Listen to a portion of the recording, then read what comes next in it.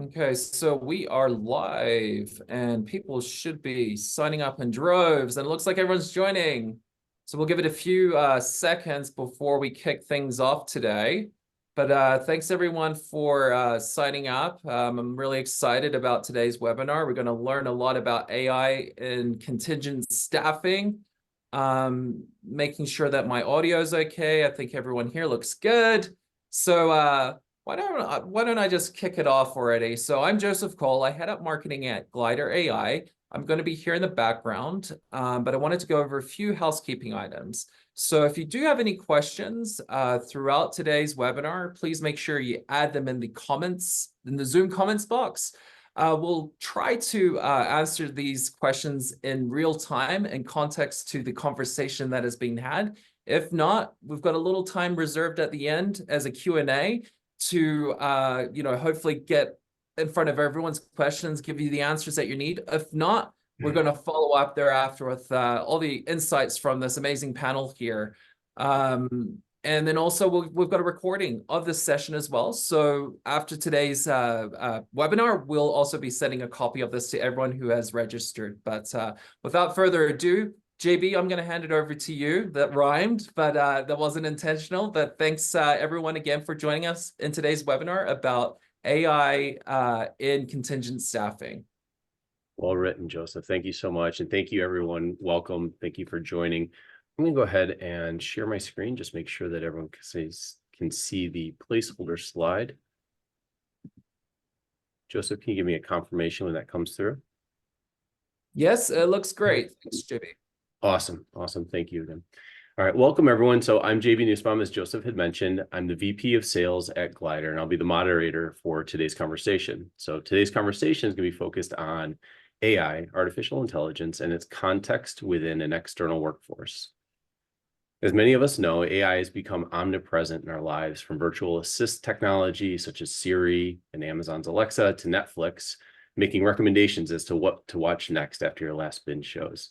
It's impossible to escape, yet it can be a challenge to fully embrace and ensure one is leveraging all forms of automation and assistance available in today's technophile world, especially at the pace of innovation, change, and disruption that we're seeing with generative AI and LLMs. What we're here to talk about is how AI is being delivered by technology, absorbed by a program, and its impact to a business, our end users. I'm very excited to have Brian Salkowski with Guidant Global, Jason Ezratty with Brightfield Strategies, and Satish Kumar, Glider AI, on the panel today to provide a broad and comprehensive view into how AI can be leveraged for external workforce programs.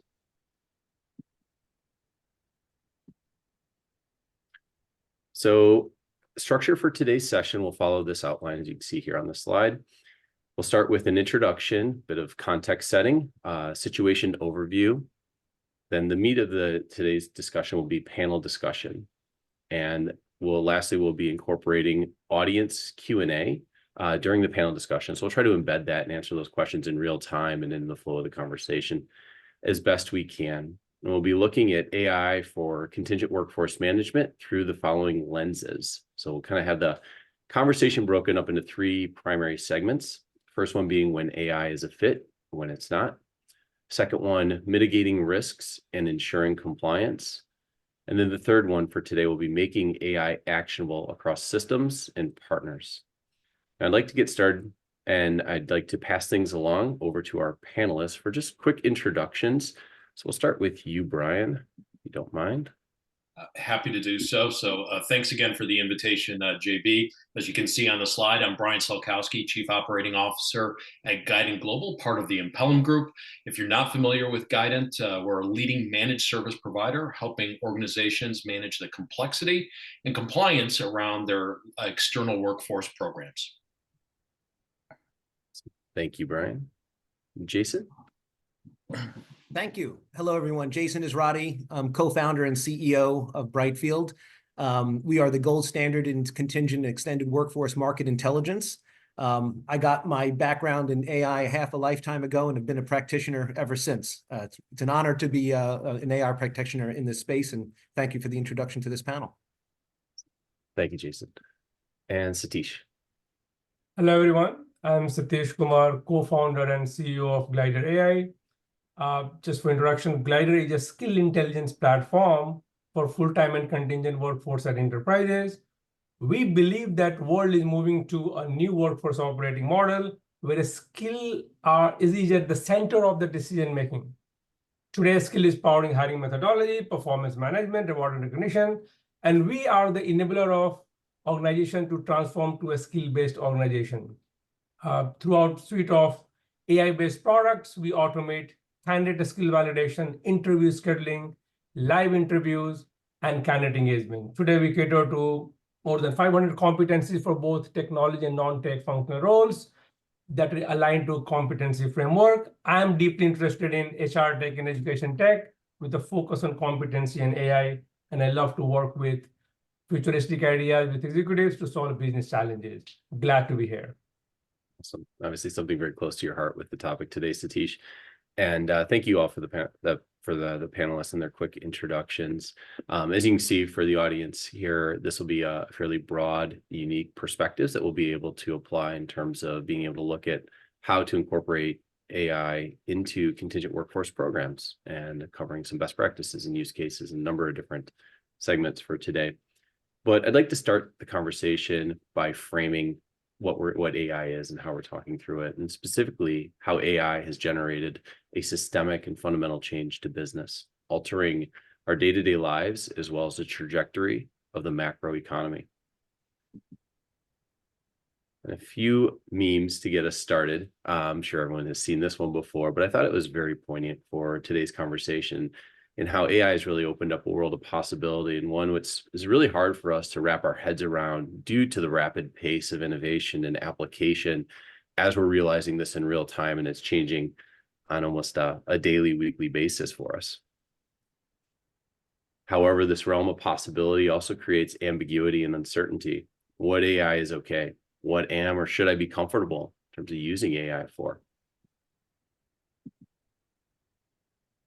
And lastly, AI is still working out a few kinks, as you can see in this kind of funny meme that Satish had brought to our attention last week.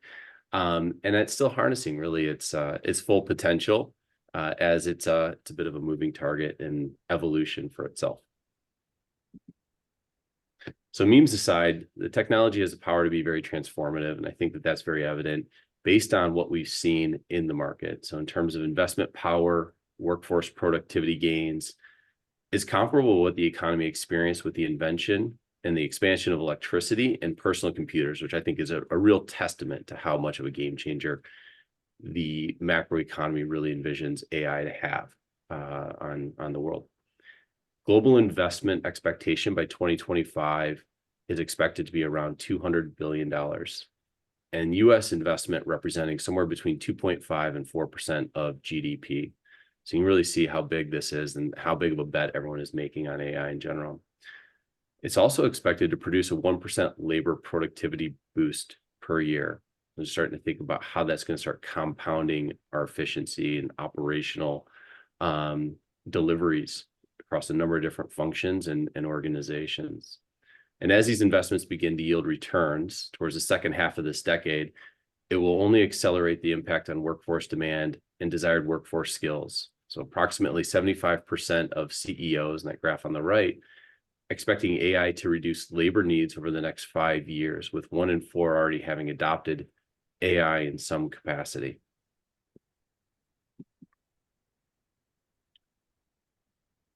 So what's this mean for the external workforce and bringing this change and disruption a little bit closer to home? Well, we're already seeing and should continue to see how it automates many administrative functions, such as onboarding activities, resume review, interview scheduling, timesheet management, and processing. We're also seeing how it can extend our reach and better facilitate candidate engagement, creating better experiences, not just for the candidates, for the hiring managers, for the program operations team, and really improve those experiences for all these different actors across the process and the workflow. We're starting to realize its ability to analyze and interpret data. And lastly, we see how it will be impacting the skills and needs within an evolving talent marketplace. By 2027, as you can see on the chart on the right, there's expected to be a 40% rise in job openings for AI. So you can start to think about how this will change that composition of labor as organizations are evolving in their utilization, reliance, and then demand for talent to be able to support it.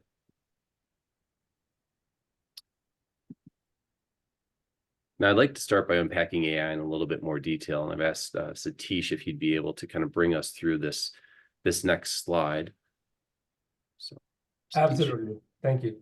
So I wanted to set a context and try to make it a very simplified explanation of how Gen AI is truly transformational. So this is an old graph from Gaping Void about human ability to process and synthesize data and events in real life.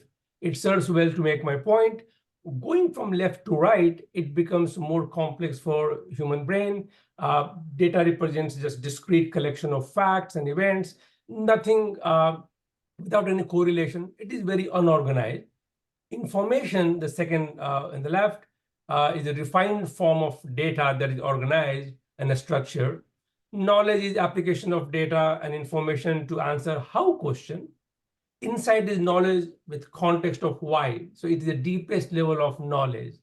And wisdom means the ability to take sound judgment under new situation.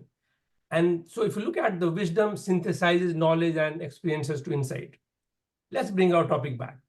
So from left to right, if you see from data until insight, we were able to do all these things on computer in the pre-Gen AI era through data science, RPA, machine learning, etc. Until then, wisdom was associated with humans who could do cognitive things, recognize pattern, and learn. But Gen AI had changed it all. Now it can solve complex, unseen problems, but more importantly, it can present it with human-like expressions using text, image, video, and that is a game changer, right? So we're going to talk more about this immense power that we have in human hands. And I fundamentally believe that Gen AI is a force multiplier for human potential, and it is an absolute must to gain productivity in the workforce. We can talk more deeper about it going forward. Awesome. Thank you, Satish. Brian, Jason, I didn't know if maybe you had any thoughts or comments you want to add to this slide, or kind of start jumping into some of the questions. This is a nice segue to how we're going to open up the conversation. I'm ready to jump in, but I'll say, Satish, I really like that. A force multiplier for human potential. I may save that one. Fantastic. All right, I'll go ahead and stop sharing my screen so we can just really jump into discussion. So I'd like to start here, and would the panel like to elaborate potentially in starting the conversation on how they're applying AI within their own organization and offering to the customers. So Jason, Brian, either one of you want to kind of get us kicked off on this point? Dr. Salko? Let me. All right. So it's interesting in that, and we talked about this in our preparation, I look at this from probably a little bit different perspective than Jason and Satish. They both bring technology offerings to the table, and we are a solution provider at our heart. But since our very inception, we've always been about marrying people, process, and technology. And the technology is a fundamental part of what we do. There's new, and at this point, almost limitless applications when we look at the recruitment process, whether it's internal or external workforce, where there's a lot of friction in the process today, steps and actions that are required of both requesters, hiring managers, and applicants. So much of it is transactional in nature, routine in function, but it's necessary and it's time consuming. So throughout that process, the advent of machine learning, opportunities for automation, now generative AI, has new potential for us to take the routine and automate that with opportunity for our team to engage in different levels. So if we think about the importance of creativity, the importance of relationships, we are talking about a people-based business. It is an opportunity for us to focus our efforts on helping to design and scope complex projects. engage in long-term forecasts as it relates to the workforce. So our view on this is that, and it's why I like Satish's coined term so much as a force multiplier, that this is an opportunity for us to look at that routine and transactional but necessary elements of the recruitment, selection, and engagement process, and introduce these AI-based tools at multiple stages within that tech ecosystem to drive efficiencies and elevate the value of the human contact. You expect me to follow that up? Come on. Thank you, Brian. We also, as a technology provider, are leveraging a lot of back office automation. Some of the things that aren't necessarily seen at the front end of a requisition is where we started our leveraging of AI, classifying work based on just blobs of text that have lots of different skills that show up in lots of different types of jobs. So how to classify what type of worker is this, so we know, how we're doing downstream benchmarking. How much should this type of work cost against a variety of different factors? If you ask a trained professional that's been in our industry for many decades, how much should a given role cost? They may have a list of if-then questions that span 20, 30 questions to really get into an area of precision. Now we have AI to be able to do that instantaneously, taking into account those different dimensions or factors and many, many more. So the way that Brightfield has built TDX to think about AI in our space first and foremost is to be able to discern the fuzziness, understand where multi-factor, multidimensional things can come down to a single answer that otherwise we would not be able to. Where we've taken it since then is to be able to force multiply what's happening within one of these engagements. So if someone is going to undertake an SOW project as a team of consultants, there's only so much that they would be able to tackle by leveraging our technology that's reading the contracts and understanding where things might be misclassified, seeing where price opportunities exist. A lot of the things that would otherwise have been left undone are now able to get done, and with even greater precision. The part we're just getting into now is in the Gen AI component of it. Some of it to be human interfacing with a transactor so that we can have analytics showing up at the coalface, and also in some of our back-end processes as well. What Gen AI and the large language models have done for the state of the art is make it all a lot faster and a lot less expensive. So the componentry that we already have just gets better as the state of the art rises with us as the rising tide. So great context on both in terms of where you're being able to incorporate. Satish, any thoughts, comments, and comments? It's good to hear that Brian talks more on the operational side and Jason talked about the back end part of it in the beginning. And I come from a technology world where we cater to the sort of front end in the contingent market. Before I go there, though, I want to just really call it out that this Gen AI has a potential of breaking through this traditional T and HR silos that undergo long transformational project into a mode of continuous innovation and adaptation, right? So it can empower the worker to think of what and why part of the work rather than how part of the work. So with that background, it has given such a power that we have to be a little cognizant of what we do, how we do about it. In a way, it's a balance of trifecta between innovation, privacy, and safety. So with that in mind, in the front end in the contingent program, we play a role from the start of the job rec to hiring decision. And in that workflow, there are many stakeholders, program team, recruitment team on the staffing side, and then hiring manager, right? So from my vantage point, we have built Copilot, which really helps all three stakeholders, from the automated job creation based on the minimal information to even converting or creating JD based on the spotlight meeting that hiring manager have with staffing firms, and then really using that information to set the quality benchmark, what the evaluation looks like for incoming candidate that will be submitted by the staffing firms at the program. Now, when it comes to the program side, we are really working towards bringing transparency, provide better candidate experience, honor quality benchmark, where staffing firms can take these job recs and automatically match the candidates in their ATS system, and then chatbot can reach out automatically to all the matching candidates who are fit to the job role over email, WhatsApp, text, etc., and really capture that intent, availability, interest, and screen candidates. All these things are really manual in process today, and AI has the capability to really automate the whole process and really bring down the workload for these recruiters who can actually work as a salesperson to sell the opportunity, right? All the mundane admin tasks can be automated today. And when the candidate comes back on the hiring manager side, there are use cases around how to enable them to make a very unbiased judgment about all these candidates across supplier and across candidates that they submit.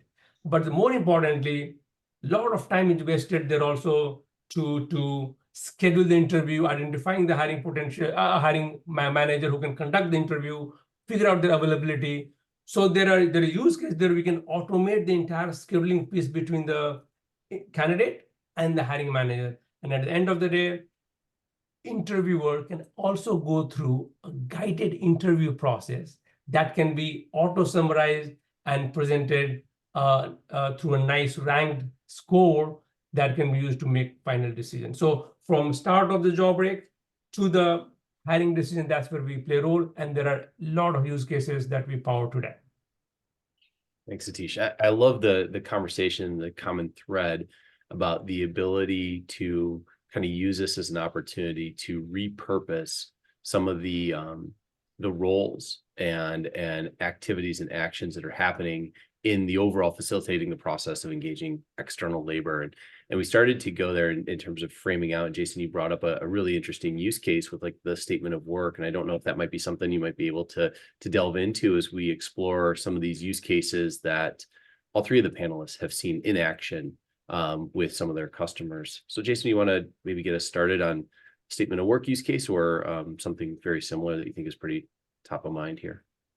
Yeah, and there's a series of use cases that are relevant to just fundamental SOW management. At start, just being able to take a pile of SOW documents as PDFs or Word docs, and then making structured data out of them so that you can know what's there and come to a Pareto of supplier participation and all kinds of things like that, where otherwise it's contained in the opacity of just these docs that sit in a folder somewhere. So at start, just getting to basic visibility of what's in these SOWs. Secondly, then wondering, are there problems within these SOWs? So automated AI-driven ways of interrogating what known problems, telltale signs of overspending or incorrect supplier relationships, as well as trying to figure out are the T's and C's that we need to have in an SOW present or omitted. Automating just those 3 points is game-changing to those that evaluate SOWs for a living and find what is still probably the biggest greenfield opportunity of how to optimize spending in the extended workforce. It then goes beyond that as well, but that is the lion's share of where we're seeing the most impact. Massive savings, hard savings of companies being able to come in and say, I used to spend X on this, and now I'm spending 0.8X on that as a result of finally knowing what the right price should be and avoiding structural conflict. The teams that we work with that do this for a living by hand, they say before we can only address this much of the work, now we can address more, we get the results faster, and we have better belief in the precision of the outputs. Absolutely. Jason, I'll play off of that. Just a free pitch to you. I'm a customer of Jason's and of that service. And so if we think about the amount of time to go through and parse out large statement of work documents and all the underlying clauses, having the ability to do that quickly, leveraging technology, allows those team members to really focus on what's the value. value isn't in parsing out the contract. It's what you can do with that information and how we can optimize current and future purposes. Is this the right way to structure the agreement? Do we have the right cost management components in place? Is this the right sourcing strategy for our organization, or is there better ways for us to accomplish this work? So I think it's a great example, and I'm firsthand evidence that this can be put into place in practice. You're welcome, Jason. And he does it very well. Yeah.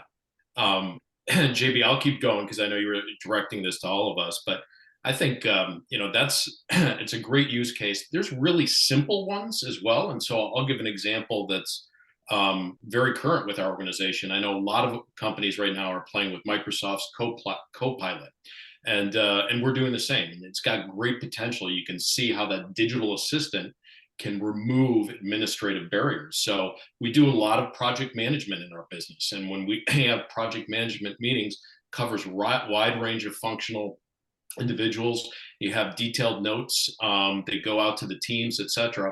Copilot, able to transcribe that with amazing accuracy, but not only transcribe it, but to bucket it based upon discussion topics, etc. So where I think about a broad functional team and how much time is spent in meetings, being able to reduce that and have individuals go right to their focus area, the functional discussion that pertains to them, and being able to eliminate all the rest. So time saved with people transcribing, time with team leaders, project managers who can now focus on their areas and theirs alone and actually get the projects done rather than sit into meetings. So it's an easy example, but it's live right now, and it's creating new opportunities for us to be much more effective in what we do rather than focus on the administration. What an efficiency gain, right? Now, yeah, absolutely. The repurpose. I love the way, Brian, the way you put it right now, because that is applicable to my world as well, where, people spend so much time in meetings, and then, the whole meeting note creation itself is a task. People miss out something, misinterpret. There are now in interviews specifically, all the auto summarization and, culling out the right information to present to make decision is important, and that saves time and efficiency. Thanks, Satish. What I'd like to do is maybe get to the next question that we have in the agenda. So again, to the broader panel, what aspects across the continuum of talent sourcing, program operations, hiring manager engagement do we anticipate or see potentially becoming obsolete due to AI? So how about Brian, do you want to get us started on this one? Yeah, I always I hesitate when we say obsolete, but I think there's a tremendous amount of opportunity to significantly reduce. And when we look at a number of these items have already been touched on at a high level, I'll go more specific.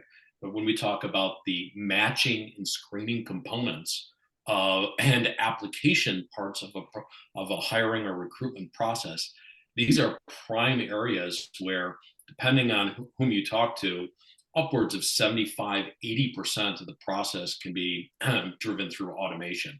So the detailed and granular process of parsing out a resume, job description, being able to infer experience based upon what's represented in a CV are all areas that we've relied on humans in the past, but there's great potential today already, even more so if we go 3 years out, to bring automation into that process such that, and this is why I hesitate to say eliminate, but such that instead of a recruiter going through hundreds or tens of resumes, et cetera, to come to a selection, we have AI driving to top 3, making inferences based on experience, skills matching, and scoping that allow us then to focus on those top 3 and with strong recommendations as a result. So a lot of that capability is already there today. The challenge is on the change management of bringing that into the business and to our customers. I'll forward that thought. I think a lot of the technologies that we're talking about have been around. I think the patent for resume parsing is probably late 80s, last century. My heroes in AI did their best work in the 1950s, when it was like real mathematicians doing the coolest stuff ever. So, and one of the things that people get annoyed hearing me say all the time is nothing's new. It's only gotten better, faster, and cheaper. And so I would say in terms of what is on the path of potentially getting obsolete are the things where we've already seen automation, whether it was a programmer doing if-then statements, mining resumes, because they were no longer just doing ads in the newspaper, bringing all those resumes in. You know, resume mining was a thing for programmers to do. Then machine learning came in and clustering AI came in and made some of that better. And now what we have in the Gen AI front of it is to make those things even better still, and to present an interface to the person, to the candidate themselves. So I would say if you want to know what's likely to become obsolete, is to look upon the path of where have you seen internal headcounts at the recruiting firms and the MSPs already being reduced as a result of that, and this is going to be a continuation of that path. I think we've been spending a long time already eradicating a lot of the tedium out of it, and there's still some to go. Yeah, I can add maybe a specific example to just make my point. If you take, there are roles that are being automated at the enterprise side itself, right? If you take, for example, customer support roles, that could be actually automated through Gen AI, which means now company would have less job breaks going to the program and hence contingent world, and that is going to impact even the inflow of the job break as well. That will directly going to impact the program management, etc. as well, right? So there is that angle also, how it is going to impact the contingent workforce. Personally, I think in terms of like where people are scared, I just want to add the point. I don't think that these organizations will require less people. I think they'll simply be getting more done, and the people will have better jobs. You know, if we watch that famous movie Hidden Figures, I don't think any of us are wondering why aren't we still doing math by hand. So like we have to allow technology to do what technology is supposed to do for us. We look back into the history, none of us would want to stay stuck in some of those other points. So it's what are we doing with these resources to give better value to our customers, and that's usually almost always the case. Yeah. If I could hasten a bold prediction, and Satish, to play off of your example with the customer care or customer service, I think we can all see, and already are seeing, right, Dave, Jason, with your trajectory, we're already seeing automation there that's that's impacting the way that we interface. So is it conceivable? Do we anticipate that those roles will reduce? Absolutely. But from a program perspective, I'm actually quite bullish on growth of the external workforce, because where those go down, there's creative job description. There's also creative job creation that follows that. So whereas customer service may go down, we will see growth in other areas. And one of the areas where I'm excited is I think that there's better opportunity given these tools to blend the workforce. For so long, we've had a real binary view of full-time workers or external or contract workers. The better tools allow us to blend that more seamlessly, which should result in overall growth and opportunity for our industry. They'll just be in different positions. They're not going to be customer care. We're not customer care to the same degree. And those customer care positions that do exist are going to be the complex challenges, the ones that require the human interface, and therefore more rewarding roles. Sorry. And it doesn't have to be an either or. It doesn't have to be, you know, technology is here and now the person's gone. I think in a lot of these cases, it's enabling the person. My friend Jesse used to say it's Iron Man suits, not robots. And so I think that that's an important point. That, you know, we think of these things as these big blocks, like medicine is one thing, AI is one thing, and it's going to do all these things. That's not the case. I think we should think about AI as smaller bits of componentry that show up along the way and make things better, as opposed to always just coming in as one monolithic thing that makes everything different all at once. That will happen and has happened, but it's not as common as these incremental changes and leveraging the technology that way. Absolutely, Jason. And if you continue with the example, you know, of course, the customer support role will be minimal, but there are other skills that are needed which will be added to the job break, like prompt engineering, or even monitoring the performance of the model. These new type of jobs will get added, which will, to Brian's point, is going to add to the program as well. So well said all. We actually had a question come in from the audience. I wanted to be able to pose this because it's very topical. So the question posed is, how many staffing companies have a very matured recruitment marketing process where the recruiters are trained on optimizing cost per applicant? Would it be a good assumption to see being addressed with generative AI to use that knowledge and optimization? Any thoughts in your perspective, interactions, experience working with the staffing providers?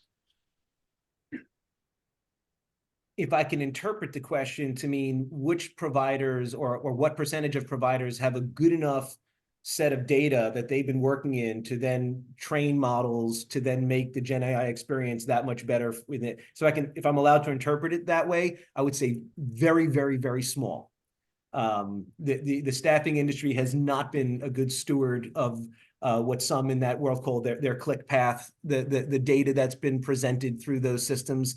So I don't think the staffing industry is a great example of an industry that has that's clean data that we can just pump in, machine learn, and away we go. That's why I think the staffing industry is particularly dependent upon large language model technology, because their data, the internal data of the staffing firm, is likely not to be the gold source that models get trained off of, but better leveraging what's already known through things like Llama 2 and Bard and whatever else. Janet. I can totally agree with Jason. The adoption of technology in the recruitment world in general is small, and with the focus mostly on the operation side, the adoption is very less, not mature. It's one of the industries that, if you think about where has the money gone, like, so in certain industries the money goes to R&D. Like, think of pharmaceuticals, a lot of money pumps into R&D. In staffing, I think a lot of the money goes to commissions because it's a sales-driven industry. I mean, no disrespect to anyone, but that's part of how this has shown up in this world, and I think that's going to shift. That we'll see staffing companies seeing themselves as having a technology core necessarily, and it's not just about who can be out selling with the greatest tenacity.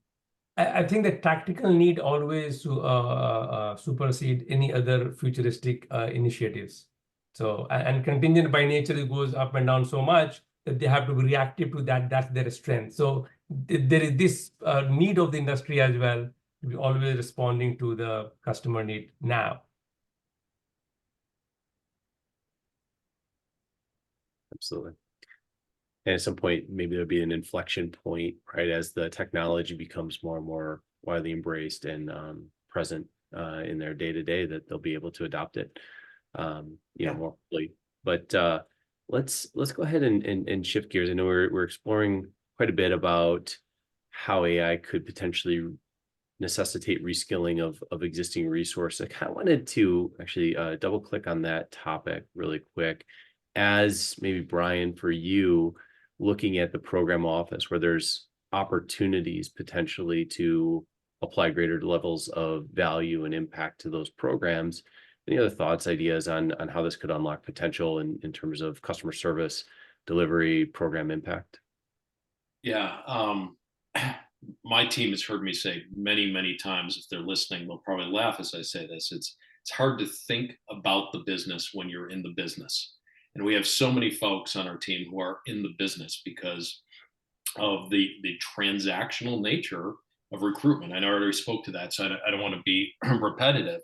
But as we take a look at how this is already impacting, given the tools that we've brought to the table and future ones that we will, it does change that dynamic. So we are seeing a long-term shift with what I would call routine items, extensions,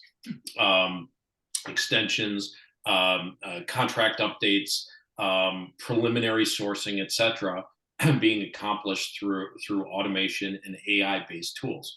So in turn, if the folks aren't consumed with that activity, what are they doing? What are the skills that our teams need? And we've spent a lot of time working with our staff to tell stories with data.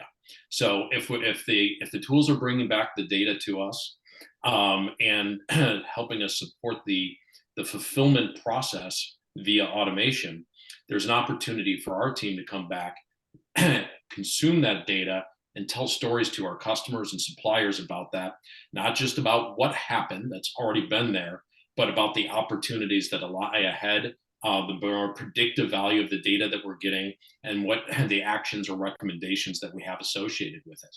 So we've done a number of activities, and we have a lot more planned as it relates to investing in the skill development of our team, not to just do, but to interpret and action the insights that are associated with that. So I know that's on a high level, but hopefully gives a flavor. And in fact, I was just working with one of our team members over the last 2 days on an entire internal learning curriculum on data storytelling and how to bring that to life for our customers. So I think that's just an easy example of where the program management office has evolved.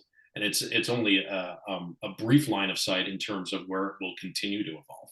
But our operation model is changing and will change, needs to stay relevant.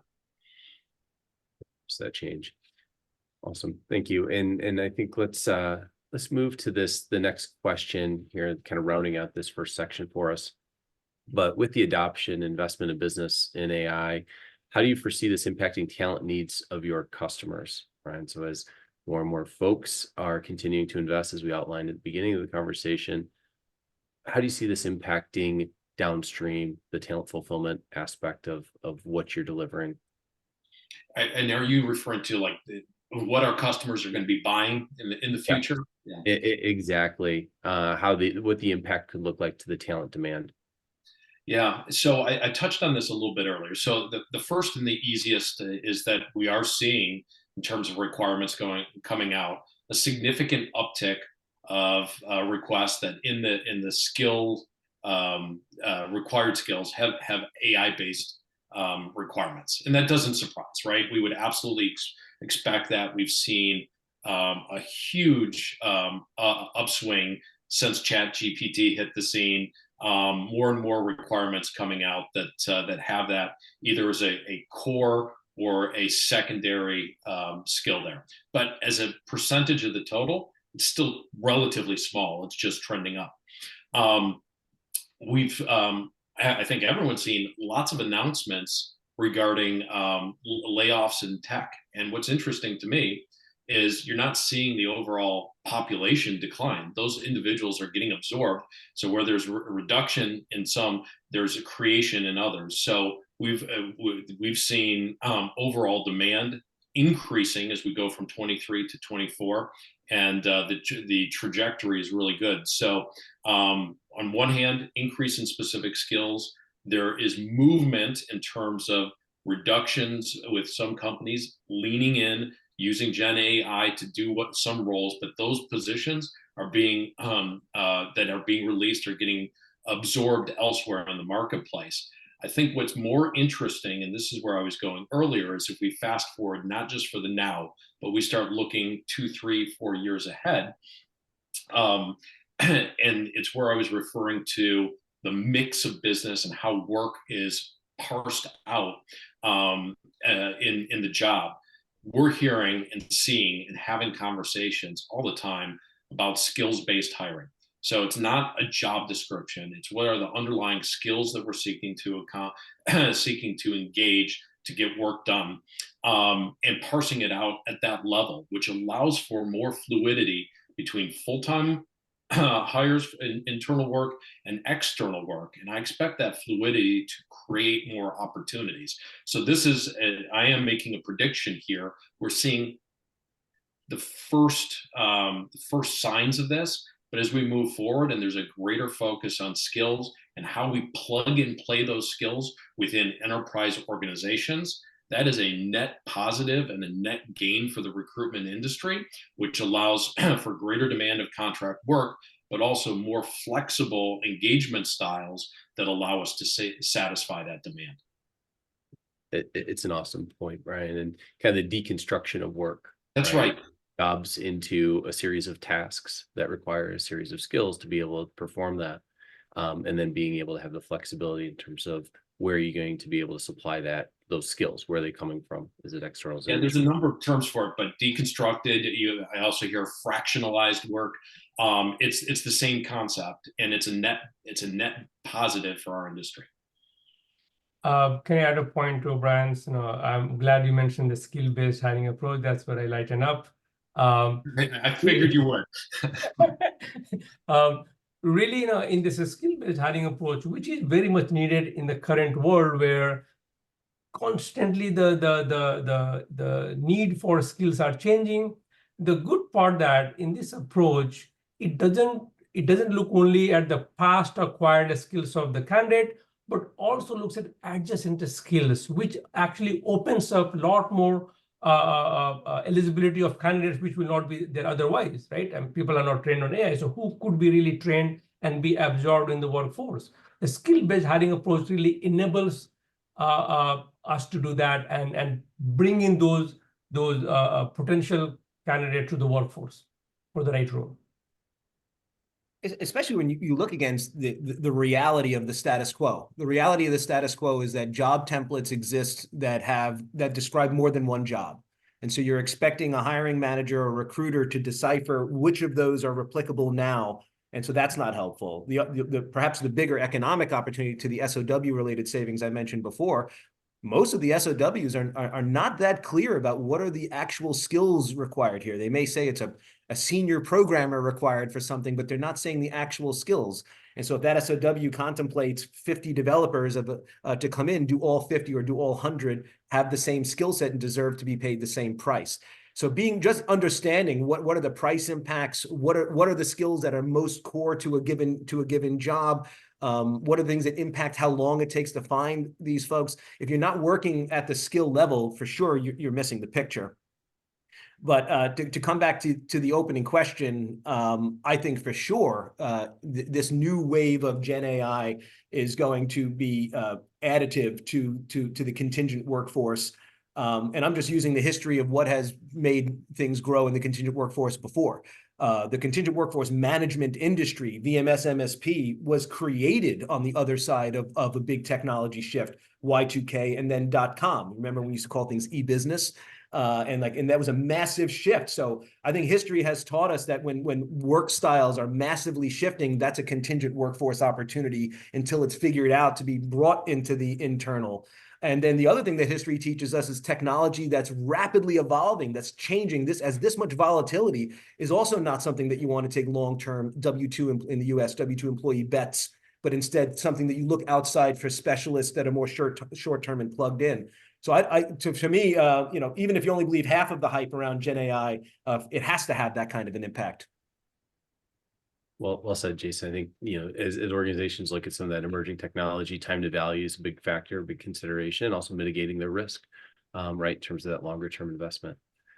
Awesome. Maybe just given that Jason used the word hype, I think it's worth adding here as you ask this question and we think about it. Our industry has a history of chasing the next great thing and constantly promoting new shiny objects. If we go back and look over the last 10 years, some of the things we've hyped have fallen quite far from the promotion. This isn't one of them. This has and already and will continue to have a pronounced impact on the opportunities and on the industry. So whereas we're all talking about it, there's a reason for it. And this is one to latch on to. Fantastic. Let's go ahead and move forward and jump into this next section. And I think it's looking at how do we help make AI more actionable across systems and partners, kind of given got about 11 minutes left here. But I wanted to field back to the audience or to the panelists about best practice recommendations for programs, kind of based on those programs level and comfort level around maturity of AI. So I don't know if you have a perspective on that and where it might be some easy wins kind of based on those organizations' readiness. Is that to me, JB? Sure, Brian.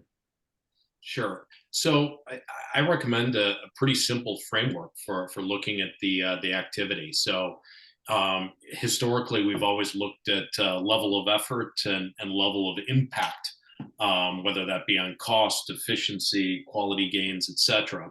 And I think you can use that same matrix for charting out two axes, except I'd swap out the level of effort to talk about it in terms of the amount of human value that's added. In other words, is it routine? Are the tasks kind of perfunctory tasks that are required versus creative or relationship driven? And so if we chart it out on that and say, hey, what's our impact, right? We're looking for high impact, but then what are the touch points? Are they repeatable? Do they happen with frequency? What's the level of human value add that's given to it? You can come up with in pretty short order a target list, a priority list of where the business, the program, the function can be looking at AI as a value driver. I would suggest, sorry, Satish, we jumping in? No, go ahead. I think I'll give one obvious answer and one annoying answer. How about that? So the obvious answer is if we're going to talk about the Gen AI moment, then it's where do you have customer interfaces that you wish you had better scale and just couldn't afford to hire the people to go interact with those people? And what would that look like? And so just focusing on the human interface, because we're finally passing the Turing test when it comes to AI and interacting with people. My annoying answer is don't start with AI. I know everyone must, and people have budgets to spend around AI, but the AI is the how. So my bad analogy would be like, I feel like that's saying like here's a pan. Now, what do you want to cook for dinner? I don't know. Like what requires a pan? Like what requires a sous vide machine? And so if where has your other forms of automation hit a roadblock where you hit some point, or where has your data science taken you to a point where you have not enough confidence, too much plus minus, and you're not willing to live in that probabilistic world? Then look at the new forms of AI to make it incrementally better. But I feel bad for the people whose the starting point is, how do you want to incorporate AI into your life? It's like, you know, it's too big, it's too amorphic, it seems like an unfair question. I think it's better at answering as you're doing a build. And now I'm at this point, I have options. Do I program it? Do I blast it to let find the patterns itself, or something else? Like, that's where you should be decisioning how do I want to AI, not in these big philosophical questions. No offense to your question, sorry. Absolutely. Jason, just if I may add, the need is not to use AI. The need is to solve the problem, right? So if you have something not ready to adopt AI, don't bother, because it does come with a lot of responsibility if you are using AI-based system. All kind of transparency, fairness, and accountability comes as a part of it that need to be enforced before you could use AI models. So yes, focus on the business need, that is the need of your hour, than adopting AI for the heck of it.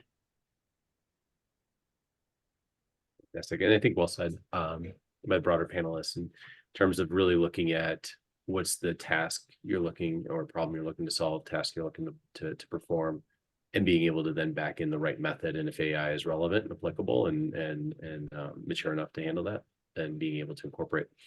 So wanted to pose one final question as we're coming in here with about 7 minutes left.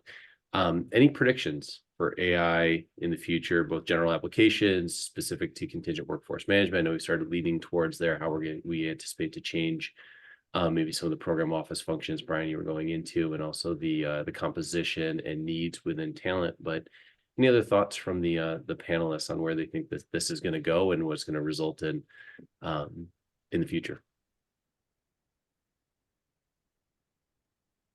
I feel like I keep going first. Jason or Satish, you want to take a turn? We're just being polite. You set the precedent, so Jason, go ahead. Okay, thank you. I would say my prediction is that there's a reason why over the last 20 years that I've been in this industry that we make a lot of the same, we're waiting for a lot of the same advancements, and they don't always come together. We've hyped data science, we've hyped a lot of these things before, they don't always come together. I think this is the time. I think this technology rounds out enough of the rough points on how we're trying to make this a more humanly accessible technology, that we're not expecting people to become data scientists. We don't need them to log in and run graphs. We can serve them the answer now in much better in different ways. So I would say if prior iterations were not successful around SOW management, skill-based hiring, some of the things that were often hyped and we were close to but not quite there, I think this is what gets us around it. And I think it's fast. I don't think we have to talk in numbers of years because the implementation speeds have gotten that much better. Absolutely, Jason. So I think technology will reach a critical momentum where the world will look very different in a decade. For my current 12-year son to be part of the workforce, I can't imagine what that world will look like. But absolutely, there will be shift in boundaries and power at workplace. International boundary will blend because common people can talk through each other very seamlessly through AI. It will break through language barrier and bring more people to the workforce, right? That will change the dimension. The power will be a lot more decentralized because historical knowledge will be available to everybody at the fingertip in human digestible format through AI. And I do believe that deeper dependency on technology, however, may result in more isolation in the society until the society finds a way to adapt with it, right? There will be a lot of job for psychologists in the near future. I fundamentally believe in that. And if you ask on the lighter note, the concept of cyborg, half human, half machine, does not look a distant reality anymore. Okay. So I'll take a little bit different path, and I'll say that my prediction is that the capability of the technology exceeds our capacity for change, meaning that the technology is moving faster than we can consume it. So we're going to see a tremendous amount of progress in terms of what it can do, the extent that it impacts the contingent workforce, the programs, the enterprise consumption of it has a lot to do with change management and the ability to prepare people for the change and incorporate the change. So we'll see tremendous advancements in terms of what can be done. We'll see a slower pace in terms of it being incorporated into our day-to-day. Brian, would you agree that those who learn to incorporate it into the day-to-day faster will be the winners and those that don't will be the losers? Could not agree more. You're going to see breakpoints absolutely on the speed of adoption, and with new market leaders supplanting old market leaders as a result. And I would also say that long tail of staffing companies, that are under 50 people kind of thing, I would imagine some of that contracts as well, because you no longer need people to just cover the surface area in the same way. Yeah, I mean, to your point, it's a very fractionalized industry, probably the most out there when we look at market share. So those leaders and fast followers have a real opportunity to the extent that they can navigate that change. But already the technology is capable of much more than most are using it for, which is why I make the comment. So the focus on change management should not be underscored, cannot be underscored enough. Great comment on the change management ability to incorporate and anticipate very quickly.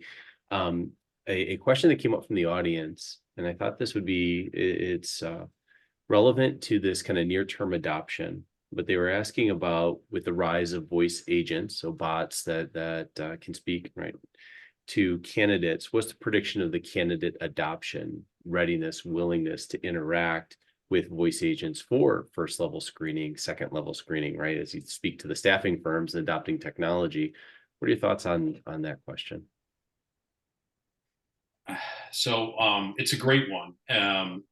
I think that you're going to see, at least in the medium term, an everything approach. And what I mean by that is, and some of this follows age, but not entirely. It also has to do with education level and focus area. But you'll see that some that not only accept that, but embrace technology and the idea of an AE-driven interview as an advancement, something to be embraced. But that's not going to be universal. I'm stating the obvious there.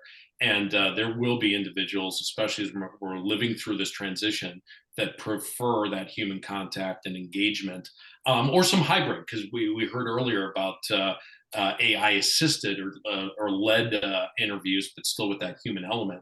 So I don't think you're going to see one or the other in the medium term. I think you're going to see an all of the above, recognizing that there's different preferences, and to the extent that we want to cast a wide net to maximize our talent options, you're going to see strategies that employ all of the above.